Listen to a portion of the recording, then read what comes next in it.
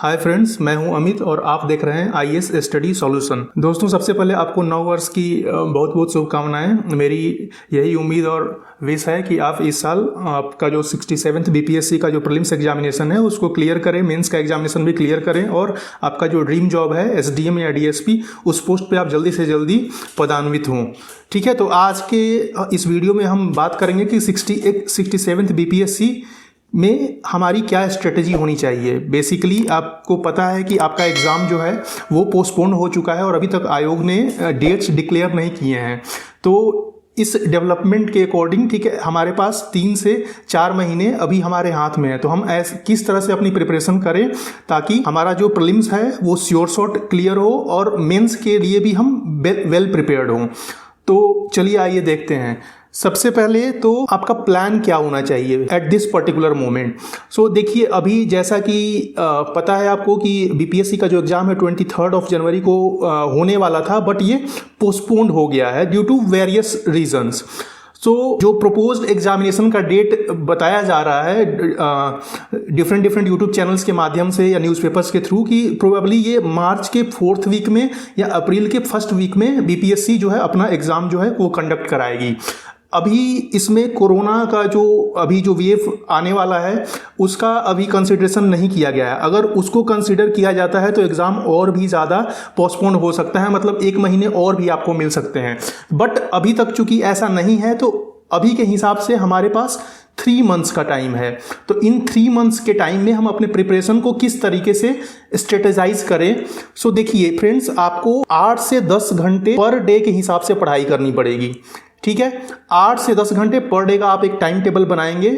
और अगर आप 23 जनवरी को जो प्रीलिम्स होने वाली थी उसके लिए अगर आप प्रिपेयर हैं तो उसके लिए अलग प्लान होगा, और अगर आप प्रिपेयर्ड नहीं थे, बिल्कुल भी आपने पढ़ाई नहीं करी थी, तो उसके लिए अलग प्लान होगा। तो सबसे पहले आपको अपनी कैटेगरी आइडेंटिफाई करनी पड़ेगी कि whether you were prelims ready, आप प्री के लिए रेडी थे या नहीं थे। ठीक है, तो ये आप खुद से डिसाइड करेंगे कि आप क्या जो प्रीलिम्स 23 जनवरी को होने वाला था उसमें आप उसके लिए आप प्रिपेयर्ड थे, वेल प्रिपेयर्ड थे। अगर आप प्री के लिए रेडी थे तो आप बेसिकली क्या करेंगे कि आप अपने टाइम को डिवाइड करेंगे प्रीलिम्स में और ऑप्शनल में। जो भी आपने ऑप्शनल सब्जेक्ट चूज किया है तो दोनों को हाफ टाइम डिवाइड कीजिए। जैसे कि सपोज अगर आप 10 आवर्स की स्टडी कर रहे हैं तो 5 आवर्स आप जो है वो प्री के लिए दीजिए और 5 आवर्स मेंस के लिए दीजिए जिसमें कि ऑप्शनल पोर्शन को आप प्रिपेयर कर लीजिए। जितना ज़्यादा प्रिपेयर कर पाएंगे उतना ही बेटर होगा, क्योंकि बीपीएससी हमारा एग्जाम देने का मेन मोटिव ये नहीं है कि हम प्री के एक्सपर्ट बन जाए, प्री के बाद हमें मेंस भी लिखना है। तो अगर आयोग ने हमें एक्स्ट्रा टाइम दिया हुआ है तो हमें उस टाइम का बेटर वे में यूटिलाइजेशन करना चाहिए ताकि हम एग्जाम के लिए वेल प्रिपेयर्ड हो पाए, क्योंकि एग्जाम तो होना ही होना है। अब ऐसा टाइम डिवीजन आपको कब तक करते चलना है, तो बिफोर 1 मंथ ऑफ एग्जामिनेशन और 45 डेज ऑफ एग्जामिनेशन। जब तक आयोग डेट डिक्लेयर करता है उसके 1 महीने पहले आपको ये टाइम टेबल फॉलो 1 महीने पहले तक ये टाइम टेबल आपको फॉलो करना है। जैसे ही आपके एग्जाम का डेट डिक्लेयर हो जाता है और उससे जस्ट 1 महीने पहले आप कंप्लीटली प्री मोड में शिफ्ट हो जाएंगे, मतलब कि आप अपना सारा का सारा टाइम जो है वो प्रीलिम्स एग्जामिनेशन के लिए देंगे। ये तो उनके लिए हो गया जिनका प्रीलिम्स प्रिपेयर था 23 जनवरी डेट के अकॉर्डिंग। बट जिन्होंने बिल्कुल भी पढ़ाई नहीं करी है, जिन्होंने केवल फॉर्म भर दिया था या जिनका कुछ पोर्शन मिसिंग था, if they have not studied well, अगर उन्होंने अच्छे से पढ़ाई नहीं करी तो उनको क्या करना है, उनको सारा का सारा टाइम अपने प्रीलिम्स पे देना है। क्योंकि अगर आपका प्रीलिम्स ही नहीं क्रैक हुआ तो फिर आप मेंस के लिए तो प्रिपेयर दे ही नहीं पाएंगे, तो उसके प्रिपरेशन करने का फायदा क्या। तो सबसे पहले आप प्रीलिम्स के लिए वेल प्रिपेयर्ड हों, और उसके बाद जब प्रीलिम्स आपका क्लियर हो जाएगा तो प्रीलिम्स और मेंस, जैसे ही प्रीलिम्स देंगे तो आपको पता लग जाएगा कि आपका पेपर कैसा गया है। उसके बाद आप डायरेक्टली मेंस के प्रिपरेशन स्टार्ट कर सकते हैं। और प्री और मेंस के बीच में एटलीस्ट 3 to 4 मंथ का गैप तो होता ही होता है, जिसके बीच में आराम से आप, ठीक है, अपने ऑप्शनल और बाकी सारे जीएस के जो पेपर्स हैं 1 और 1st और 2nd उसको आप प्रिपेयर कर सकते हैं। तो जिनका प्रीलिम्स के लिए बिल्कुल भी प्रिपरेशन नहीं है वो आप कंप्लीटली अपना सारा का सारा टाइम प्रीलिम्स के लिए दीजिए, और इतना सफिशिएंट टाइम है कि अगर आप 0 से भी स्टार्ट करेंगे तो आपका प्रीलिम्स के लिए आप श्योर शॉट प्रिपेयर हो सकते हैं। अब हमें प्रिपरेशन कैसे करनी है और कहाँ फोकस करना है, उसके लिए हम प्रीवियस ईयर क्वेश्चन पेपर का एनालिसिस करते हैं थोड़ा सा, कि प्रीवियस ईयर क्वेश्चन पेपर का टॉपिक वाइज हम थोड़ा सा एनालिसिस करते हैं। तो अगर पहले से प्रिपेयर कर रहे हैं इस एग्जामिनेशन के लिए, या आपने स्टार्ट किया हुआ है जस्ट प्रिपरेशन, तो यूट्यूब पे कई सारे वीडियोस पड़े हुए हैं, आपने सिलेबस को देखा होगा या प्रीवियस ईयर क्वेश्चन पेपर देखा होगा, तो ये ब्रेक थ्रू बेसिकली निकलता है। जो सब्जेक्ट्स बेसिकली कोर एरिया से बिलोंग करते हैं, मतलब जहां से मैक्सिमम क्वेश्चंस पूछे जाते हैं, these are the core subjects. ये आपके कोर सब्जेक्ट्स हैं। मतलब कि अगर आप इन सब्जेक्ट्स को प्रिपेयर कर लेते हैं तो आपका कट ऑफ जो है आराम से क्लियर हो जाएगा। जैसे हम हिस्ट्री की बात करें, जनरल साइंस की बात करें, बिहार स्पेशल की बात करें और करंट अफेयर्स की बात करें, तो इन 4 सेक्शंस को मिला के केवल 110 क्वेश्चंस आपसे पूछे जाते हैं और इनका मैक्सिमम वेटेज है। जैसे कि अगर हम 66 बीपीएससी की बात करें तो आप देख सकते हैं हिस्ट्री में टोटल 24 क्वेश्चंस हैं, जनरल साइंस में 30, बिहार स्पेशल में 29 और करंट अफेयर्स में 37। इसमें से एंशिएंट से आप 4 क्वेश्चंस आए थे बीपीएससी 67 में, सॉरी 66 में, देन मेडिवल से 4 और मॉडर्न हिस्ट्री से 16। सो लास्ट वाला जो है वो मॉडर्न हिस्ट्री से रिलेटेड है। तो आप देख सकते हैं 24, 26, 25, 30, 36 इस तरह से क्वेश्चंस पूछे गए हैं हिस्ट्री से, और उसमें से सबसे ज्यादा आपके क्वेश्चंस मॉडर्न इंडिया से पूछे गए हैं। जैसा कि आप देख सकते हैं सारे ही एग्जाम्स में करीब 15 या 16 क्वेश्चन से ऊपर ही क्वेश्चन पूछे गए हैं। अगर हम जनरल साइंस की बात करें तो 30 क्वेश्चन, 20 क्वेश्चन एंड 20 क्वेश्चन। फिर अगर हम बिहार स्पेशल की बात करें तो देख रहे हैं लास्ट 3 एग्जामिनेशंस जो हैं 66, 65 और 64 में 29, 37 इस तरह से क्वेश्चन पूछे गए हैं, और करंट अफेयर्स में भी 37, 26, 21, 27 इस तरह से आपसे क्वेश्चन पूछे गए। तो ये 4 बहुत ही हाई वेटेज वाले सब्जेक्ट्स हो जाते हैं, तो आपको सबसे पहले इन्हीं पे फोकस करना है। और मैथ्स की अगर हम बात करें तो मैथ्स के 10 क्वेश्चंस बिल्कुल फिक्स है, जो आप प्रीवियस ईयर क्वेश्चन पेपर को अगर कर लें तो आराम से कवर कर सकते हैं। तो हमारा मेन फोकस जो होगा इन 4 सब्जेक्ट्स पे होगा। पहले सबसे पहले अगर ये 4 सब्जेक्ट्स हम कंप्लीट कर लेते हैं तो बाकी सब्जेक्ट्स हम थोड़ा सा एफर्ट मार के within a week complete कर सकते हैं। अगर हम कट ऑफ की बात करें तो सी फ्रेंड्स 66 बीपीएससी का जो कट ऑफ है वो 108 मार्क्स गया हुआ था, और 65th हम बीपीएससी की अगर बात करें तो वहां उस 65th बीपीएससी में कट ऑफ जो था 97 मार्क्स था। तो आप देख सकते हैं 97 से सीधे आपका कट ऑफ जो है 108 मार्क्स जंप किया हुआ है 66th में। और इस साल जैसा कि आपने सुना होगा कि बहुत सारे forms more than 6.5 lakh application fill किए गए हैं, तो बहुत ही टफ कंपटीशन है। मतलब कि एक सीट पे करीब 800 स्टूडेंट्स एक सीट के लिए कॉम्पीट करेंगे, तो कंपटीशन बहुत ही ज्यादा टफ है, तो इसको आप हल्के में नहीं ले सकते हैं। तो लेकिन आपके पास इतना टाइम है कि आप इन 4 सब्जेक्ट्स को बेटर वे में प्रिपेयर कर सकते हैं अगर आप अभी से भी स्टार्ट करें तो आइए आगे बढ़ते हैं, देखते हैं हम किन रिसोर्सेज को फॉलो करेंगे और किस वे में हमें अपनी पढ़ाई करनी है। तो अगर हम सोर्सेज की बात करें तो सोर्सेज आपको फ्रेंड्स पता होगा, अगर आप सीरियसली इस एग्जाम के लिए प्रिपेयर कर रहे हैं तो देखिए मैंने बहुत ही लिमिटेड सोर्सेज रखे हुए हैं और मैं आपको पढ़ने का तरीका बताऊंगा किस वे में करें, ताकि आप जो फैक्चुअल चीजें हैं उसको आप एकदम 100% याद कर पाएं और आप एग्जाम में वेल प्रिपेयर्ड मैनर में अटेम्प्ट जाके एग्जाम में अपीयर हो पाए। तो सी हिस्ट्री के लिए आपका जो प्राइमरी सोर्स होगा वो लूसेंट होगा। किसके लिए? तीनों के लिए ही, एंशिएंट, मिडिवल एंड मॉडर्न, तीनों के लिए ही लूसेंट ही होगा। इसी को बार बार आप पढ़ें। सी मॉडर्न से ज्यादा क्वेश्चंस आते हैं, तो मॉडर्न को कवर करने के लिए थोड़ा सा आप स्पेक्ट्रम को भी पढ़ सकते हैं, और उसमें सिलेक्टेड चैप्टर्स। तो सिलेक्टेड चैप्टर्स कैसे पता चलेंगे? जब आप प्रीवियस ईयर क्वेश्चन पेपर को थोड़ा सा देखेंगे तो पता चलेंगे। इसके बाद इनको पढ़ने के बाद आपको प्रीवियस ईयर क्वेश्चन पेपर्स लगाने हैं, और घटना चक्र एक बुक आती है, इसमें सारे स्टेट पीएससी के जो क्वेश्चंस हैं वो कलेक्टेड होते हैं एक जगह, तो इसको आपको अटेम्प्ट करना है। इसका यूजफुलनेस क्या है वो मैं आपको बाद में बताऊंगा। वैसे ही जनरल साइंस के लिए Lucent, then previous year question paper, then Ghatna Chakra. Bihar special की बात करें तो काफी क्वेश्चंस पूछे जाते हैं। बिहार स्पेशल से 26, 27, 28 क्वेश्चंस पूछे जाते हैं। तो उसके लिए आपने सुना होगा केबीसी नैनो की बिहार समग्र करके एक बुक आती है, क्राउन की, या फिर क्राउन की बिहार जीके आती है, बिहार जनरल नॉलेज, या फिर इम्तियाज अहमद सर की एक बुक आती है। तो इनमें से किसी एक को या 2 को आप रेफर कर सकते हैं। क्राउन की खास बात यह है कि इसमें सब्जेक्ट कवर करने के बाद लास्ट में प्रैक्टिस क्वेश्चंस भी दिए गए हैं, मल्टीपल चॉइस क्वेश्चंस भी दिए गए हैं। तो इसलिए ये बुक थोड़ी अच्छी लगती है, क्योंकि इसमें सिस्टमैटिक वे में सारी चीजें कवर्ड है और उसको आप प्रैक्टिस भी कर सकते हैं एमसीक्यू के थ्रू। तो बिहार स्पेशल के लिए ये हो गया। करंट अफेयर्स की बात करें तो मार्केट में बहुत सारे करंट अफेयर्स के सोर्सेस अवेलेबल हैं, लाइक स्पीडी करंट अफेयर्स हो गया, एडिटोरिया हो गया, प्रतियोगिता दर्पण हो गया, घटनासार हो गया।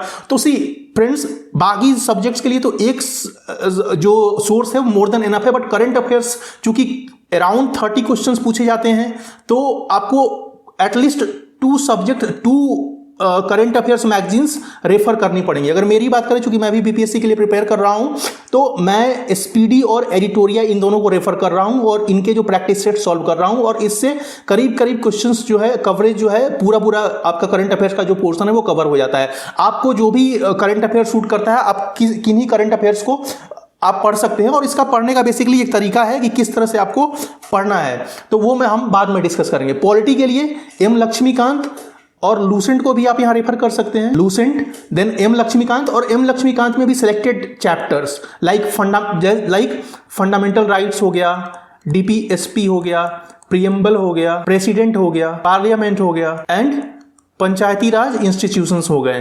तो अगर आप प्रीवियस ईयर क्वेश्चन पेपर उठा के देखेंगे तो इन सारे टॉपिक से लगातार क्वेश्चन पूछेंगे, तो आपको एम लक्ष्मीकांत में जाके बस यही चैप्टर्स पढ़ने हैं, उसके बाद previous year question paper solve करना है और घटना चक्र के ऑब्जेक्टिव क्वेश्चन सॉल्व करने हैं। इतना आप कर लेंगे तो आपको मॉक देने की भी जरूरत नहीं पड़ेगी। क्योंकि आप ऑलरेडी बहुत सारे एमसीक्यू क्वेश्चन सॉल्व कर रहे हैं। वैसे ही इकोनॉमी के लिए बिहार बजट से क्वेश्चंस आते हैं, बिहार इकोनॉमिक सर्वे से क्वेश्चंस आते हैं, और बिहार गवर्नमेंट की जो स्कीम्स हैं, जो हाई प्रोफाइल स्कीम्स हैं, वहां से क्वेश्चंस पूछे जाते हैं। मैथ्स की अगर हम बात करें सोर्स की, तो मैथ्स के लिए अगर आप प्रीवियस ईयर क्वेश्चन पेपर को एक बार अच्छे से सॉल्व कर लेते हैं तो आपका मैथ्स का प्रिपरेशन आराम से हो जाता है। और अगर आपका मैथ्स ज्यादा वीक है तो आप आर.एस. शर्मा या अदर बुक्स को टॉपिक वाइज रेफर कर सकते हैं। ज्योग्राफी की बात करें तो ज्योग्राफी के लिए 11th क्लास की एनसीईआरटी, जो कि इंडियन ज्योग्राफी की होती है, जिसमें फिजियोग्राफी, रिवर्स, ये सारे टॉपिक्स जो दिए गए हैं, इसको आप एक बार देख सकते हैं। और उसके साथ साथ आप मैपिंग को प्रैक्टिस कर सकते हैं, क्योंकि मैपिंग से क्वेश्चंस पूछे जाते हैं। लाइक आइसलैंड्स का ऑर्डर पूछ देता है, जापान से रिलेटेड जो आइसलैंड है,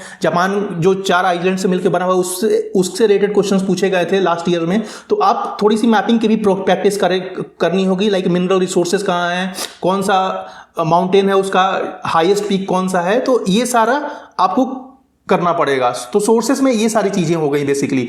अब आपको पढ़ना कैसे है, तो जैसा कि मैंने बताया, सबसे पहले आप बिना पढ़े पहले प्रीवियस ईयर क्वेश्चन पेपर को देखें। क्यों आपको प्रीवियस ईयर क्वेश्चन पेपर देखने होंगे? प्रीवियस ईयर क्वेश्चन पेपर देखने से ये पता चलता है कि इंपॉर्टेंट टॉपिक कौन कौन से हैं। तो कवरेज बेसिकली क्या है, किन किन टॉपिक्स को आपको बार बार पढ़ना है और उसका डेप्थ कितना है। तो डेप्थ तो आप देखेंगे कि मोस्टली फैक्चुअल क्वेश्चंस ही पूछे जाते हैं, बहुत ज्यादा कॉन्सेप्चुअल क्वेश्चन नहीं पूछे जाते हैं। तो प्रीवियस ईयर क्वेश्चन पेपर देख के आपके माइंड में क्वेश्चंस जनरेट हो जाएंगे। उसके बाद आप सब्जेक्ट को जब आप पढ़ेंगे तो आपको ये क्लिक करेगा कि नहीं, ये इस वाले टॉपिक से ये क्वेश्चन पूछा गया है, तो उसको आप और ही ध्यान से पढ़ेंगे बेसिकली। तो फ्लैट रीडिंग से बेटर है कि आप सबसे पहले प्रीवियस ईयर क्वेश्चन पेपर को एक बार देखें, जो क्वेश्चन सॉल्व हो रहे हैं उसको सॉल्व करें, बहुत ज्यादा टाइम नहीं लगेगा इसमें। उसके बाद सब्जेक्ट को पढ़ें और उसके बाद फिर आप प्रीवियस ईयर क्वेश्चन पेपर को दोबारा सॉल्व करें।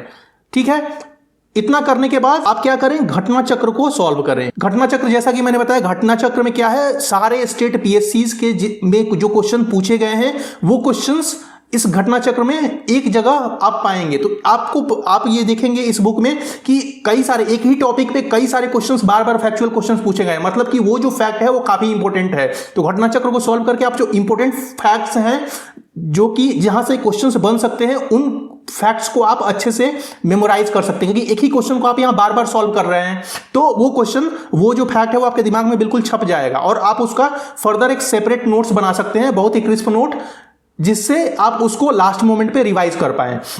मिनिमम रिसोर्सेस रखनी है, मैक्सिमम बाकी जो ट्रेडिशनल सब्जेक्ट्स हैं उसके लिए हमें सिर्फ और सिर्फ एक सोर्स रेफर करनी है।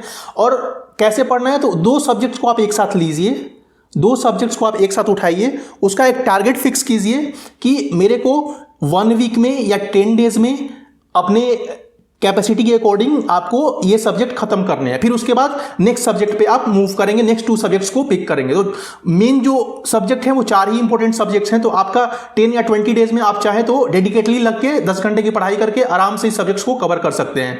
ठीक है, उसके बाद 3-4 बार आपको मिनिमम रिवीजन करने का अभी टाइम है। अभी 3-4 महीने एग्जाम में डिले है, तो एटलीस्ट 3 से 4 बार तो आराम से रिवाइज कर सकते हैं। अगर आपने शॉर्ट नोट्स वगैरह बनाए हैं तो रिवीजन का फ्रीक्वेंसी आप इंक्रीज भी कर सकते हैं।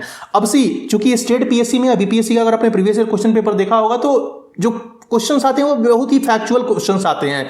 तो बहुत सारे स्टूडेंट्स को ये प्रॉब्लम होती है कि कैसे फैक्ट्स को हम रिमेंबर करें, कैसे उसको परमानेंट मेमोरी में स्टोर करें। तो फ्रेंड्स, ये तभी पॉसिबल है जब आप मल्टीपल रिवीजन करेंगे, मतलब एक ही चीज को बार बार आप पढ़ेंगे, तब जाके वो चीज आपके परमानेंट मेमोरी में स्टोर होगी। तो एक बार या 2 बार पढ़ने से अब काम नहीं चलेगा, आपको बार बार चीजों को पढ़ना पड़ेगा। बार 2-3 बार अगर आप प्रीवियस ईयर क्वेश्चन पेपर को सॉल्व करेंगे तो ये भी बेनिफिशियल होगा आपके फैक्ट्स को मेमोराइज करने में। देन आपको रिकॉल और रिकॉलेक्शन की प्रैक्टिस डेवलप करनी होगी। ये क्या है बेसिकली कि जैसे कि आपने 1 घंटे पढ़ाई करी तो 5 मिनट ब्रेक लेके आप याद कीजिए कि आपने क्या क्या पढ़ा। आप अपने मेमोरी से रिकॉलेक्ट करने का, उसको एक साथ रिकॉल करने की प्रैक्टिस कीजिए कि क्या कौन सा टॉपिक पढ़ा, क्या नेम था या क्या फैक्ट था, किस ऑर्डर में चीजों को हमने पढ़ा। तो इस तरह से क्या होगा, बार बार जब आप करेंगे तो आपकी हैबिट में भी हो जाएगा और आप चीजों को ज्यादा देर तक याद रख पाएंगे। उसके अलावा आप कोई फैक्ट है तो उसके लिए आप नेमोनिक्स या कोडिंग वगैरह डेवलप कर सकते हैं। अगर नहीं हो रही है कोई चीजें याद तो आप लिख के 2-3 बार लिखेंगे तो लिखने से चूंकि आपका कंसंट्रेशन एक ही जगह फोकस होता है तो इससे आप ज्यादा रीड कर पाएंगे, ज्यादा मेमोराइज कर पाएंगे चीजों को। और दूसरा, क्वेश्चन पूछना और उसका आंसर देना। तो ये सारे डिफरेंट मेथड्स हैं जिसके थ्रू आप चीजों को, फैक्ट्स को अपने मेमोरी में लॉन्ग टर्म तक स्टोर कर सकते हैं और फिर उसके बाद बार बार इन चीजों को पढ़ना। करंट अफेयर्स की अगर हम बात करें उसके लिए आपका क्या अप्रोच होना चाहिए फ्रेंड्स, तो करंट अफेयर्स में जैसा कि मैंने कहा कि आपको 2 सोर्सेस रेफर करनी है। मैं एसपीडी और एडिटोरिया रेफर कर रहा हूं, आप किन्हीं भी 2 सोर्सेस को रेफर कर सकते हैं क्योंकि एक सोर्स से बेसिकली काम नहीं चलेगा आपका। अब उसमें कैसे इसको पढ़ना है तो सी प्रीवियस ईयर क्वेश्चन पेपर आपको इसमें हेल्प करेगा। प्रीवियस ईयर क्वेश्चन पेपर अगर आप थोड़ा सा एनालाइज करेंगे तो आप देखेंगे कि कुछ सेलेक्टेड थीम्स हैं बेसिकली जिससे क्वेश्चंस पूछे गए हैं। जैसे अगर 66 बीपीएससी की मैं बात करूं तो स्पोर्ट्स से 3 या 4 क्वेश्चंस पूछे गए हैं। उसके अलावा जो इंपॉर्टेंट ऑर्गेनाइजेशंस हैं उनकी कुछ मीटिंग हुई, कुछ एग्रीमेंट्स हुए तो उसका हेडक्वार्टर पूछा गया है, या कौन सा समिट्स था, या कुछ रिपोर्ट पब्लिश हुआ है तो उसमें इंडिया की रैंकिंग वगैरह पूछी गई है। तो मोस्टली जो हाई प्रोफाइल जो टॉपिक्स होते हैं उसी से क्वेश्चंस पूछे जाते हैं। तो प्रीवियस ईयर क्वेश्चन पेपर को देखते हुए आपको करंट अफेयर्स को प्रिपेयर करना है। और इसमें देखिए दोनों सोर्सेस को एक साथ मत पढ़िए। इसमें आप क्या कीजिए कि पहले एक सोर्स को पूरा कंप्लीट कर लीजिए, जो आपको इंपॉर्टेंट लगे उसको अंडरलाइन कर लीजिए और इसको 3-4 बार पहले आप पढ़ लीजिए ताकि आप कुछ पोर्शन इसका रिमेंबर कर पाए। और उसके बाद जब आपको टाइम परमिट करे तो फिर उसके बाद आप दूसरे सोर्स को उठाइए, है ना। तो दूसरे सोर्स को जब आप पढ़ेंगे, चूंकि इस पहले सोर्स को आपने 3-4 बार पढ़ चुके हैं तो ऑलरेडी बहुत सारी चीजें आपको याद होंगी या आपको एक मतलब फेंट मेमोरी में आपको याद आएंगी।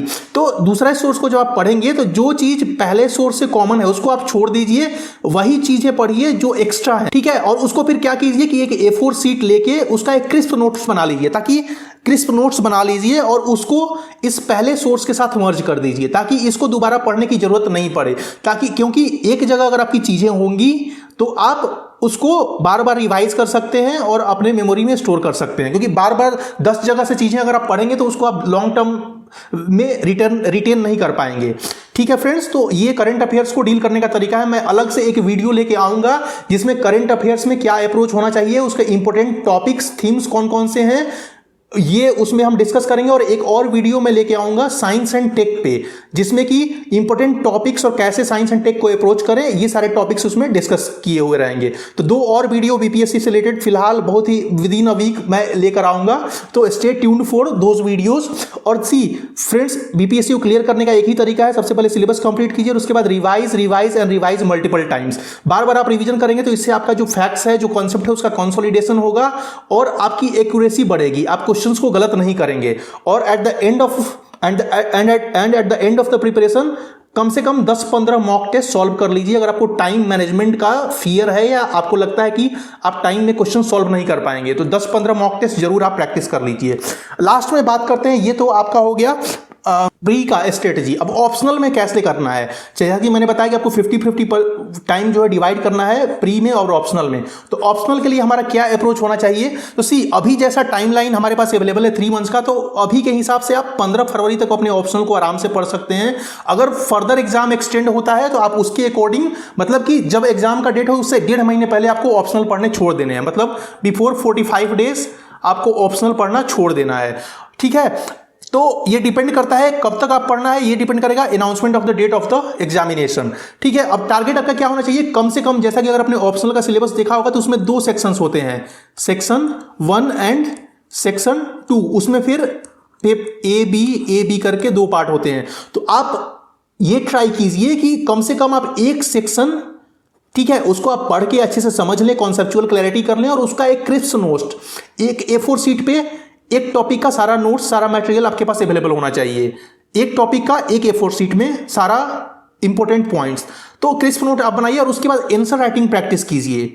हर दिन एक या दो क्वेश्चन लिखेंगे तो आपकी आंसर राइटिंग स्किल डेवलप करेगी। और इसमें आपको किसको फॉलो करना है, टॉपर्स का जो कॉपी है उसको आप फॉलो करना है। टॉपर्स की कॉपी को अगर आप अच्छे से एनालाइज करेंगे तो आपको किस वे में ऑप्शनल की आंसर राइटिंग करनी है ये आप यहां से सीख सकते हैं। तो एज आई टोल्ड यू कि कॉन्सेप्चुअल क्लैरिटी पे आपको फोकस करना है और अंडरस्टैंडिंग पे फोकस करना है ऑप्शनल में, क्योंकि ऑप्शनल में थोड़ा डीपर क्वेश्चंस को पूछा जाता है और थोड़ा सा डीपर एनालिसिस आपसे एक्सपेक्ट किया जाता है। तो जब तक आपकी कॉन्सेप्चुअल क्लैरिटी और अंडरस्टैंडिंग नहीं होगी तब तक आप क्वेश्चंस को अच्छे से आंसर नहीं कर पाएंगे।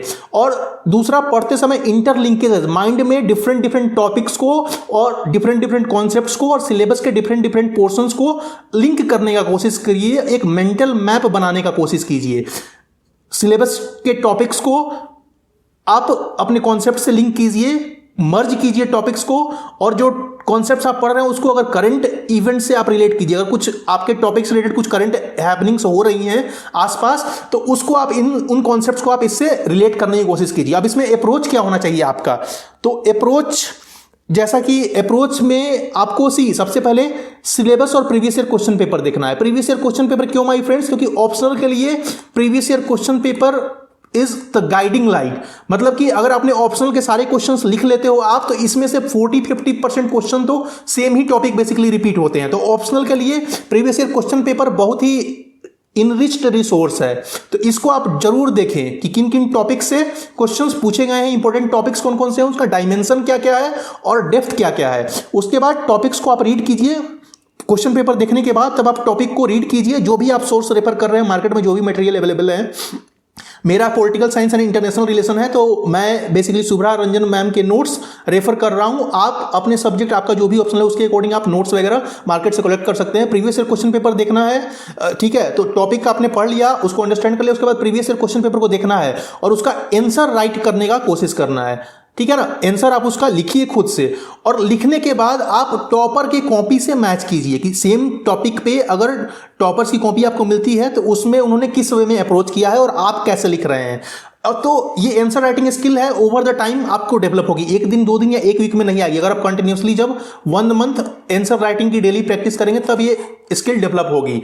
तो आपको आंसर्स लिखने हैं और उसके बाद फिर जो इतना अगर आप काम करेंगे तो आपको पता चल जाएगा नोट्स में क्या इंपॉर्टेंट है और क्या इंपॉर्टेंट नहीं है। तो उसको आप एक A4 शीट पे लिख लेंगे क्रिस्प नोट्स के फॉर्मेट में। अब टॉपर्स कॉपी से आपको ये ऑब्जर्व करना है कि किस वे में हमें आंसर्स को लिखना है, कैसे हमें इंट्रोड्यूस करना है, कैसे हमें डिफरेंट पार्ट्स को एनालाइज करना है, क्रिटिसाइज करना है, कमेंट करना है, और कैसे हमें कंक्लूड करना है। बेसिकली आंसर्स के 3 पार्ट होते हैं, introduction and body and conclusion. Introduction, body and conclusion. तो इन चीजों को टॉपर से कॉपी से ऑब्जर्व कीजिए और टॉपर ने जिस क्वेश्चन का आंसर किया उसको आप खुद से आंसर करने की कोशिश कीजिए और फिर टॉपर की कॉपी से मैच कराइए कि आप उनसे कितना डिफरेंट आंसर लिख रहे हैं, ठीक है। तो इस तरह से आपकी डेली ग्रेजुअली आपकी आंसर राइटिंग स्किल डेवलप हो पाएगी। आप चाहें तो कोई टेस्ट सीरीज वगैरह भी ज्वाइन कर सकते हैं, depending upon the availability of test series and your economic conditions. Okay, अब ऑप्शनल के आंसर को ब्यूटीफुल बनाने के लिए, ज्यादा मार्क्स गेन करने के लिए थिंकर्स को कोट कीजिए। जो भी आपके सब्जेक्ट के थिंकर्स हैं उस पर्टिकुलर टॉपिक से रिलेटेड, स्कॉलर्स के नाम, एनालिस्ट के नाम कोट कीजिए, और बुक्स, जो नई बुक्स पब्लिश हुई हैं जिसमें डिफरेंट थियरीज में मॉडिफिकेशन हुआ है, उन बुक्स के नाम वगैरह को आपको कोट कीजिए। तो यहां से आप 1 मार्क्स और 2 मार्क्स इजिली एक्स्ट्रा गेन कर सकते हैं। और उसके बाद जो टॉपिक पढ़ने के बाद रेडीमेड आंसर बना के रखिए कि अगर इस टॉपिक से क्वेश्चन आया तो पहले से मेरा इंट्रोडक्शन, कैसे मुझे टॉपिक को इंट्रोड्यूस करना है और कैसे मुझे टॉपिक को कंक्लूड करना है, तो इंट्रोडक्शन और कंक्लूजन को रेडी कीजिए टाइम से पहले ही, ताकि अगर सपोज नाम से या किसी पर्टिकुलर टॉपिक से, ठीक है ना, या बैलेंस ऑफ पावर से, पॉलिटिकल साइंस की मैं बात कर रहा हूं, और किसी भी टॉपिक से क्वेश्चन आता है तो मेरा इंट्रोडक्शन, मेरा कंक्लूजन मेरे को एकदम रेडीमेड रहे। सिर्फ एनालिसिस मुझे को क्वेश्चन के डिमांड के अकॉर्डिंग करनी होगी। तो ये बेसिकली अगर आप फ्रेंड्स ऑप्शनल का अप्रोच रखेंगे तो आपका ऑप्शनल एक होलिस्टिक वे में प्रिपेयर्ड हो जाएगा। Okay, so that's all from my side. Okay, इसके बाद 2 और वीडियो के साथ मैं आऊंगा। बेसिकली एक करंट अफेयर्स जिसमें डिफरेंट टॉपिक्स मेंशन होंगे कि कैसे आपको करंट अफेयर्स को इजी वे में कवर करना है और कौन कौन से इंपॉर्टेंट टॉपिक्स हैं, और दूसरा science and tech, general science जो है बेसिकली उसमें कौन कौन से इंपॉर्टेंट थिंग्स हैं जिसको आपको कवर करना है। तो टॉपिक की लिस्टिंग और रिसोर्स और कैसे इसको अप्रोच करना है, तो इन 2 वीडियो के साथ मैं जल्दी विद इन अ वीक आऊंगा। So stay tuned for these videos, okay. और अगर आपको ये इंफॉर्मेशन अच्छा लगा तो please like, comment and subscribe to my channel IAS study solution. Thanks for watching friends, will see you in next video. Till then bye bye, good night, take care.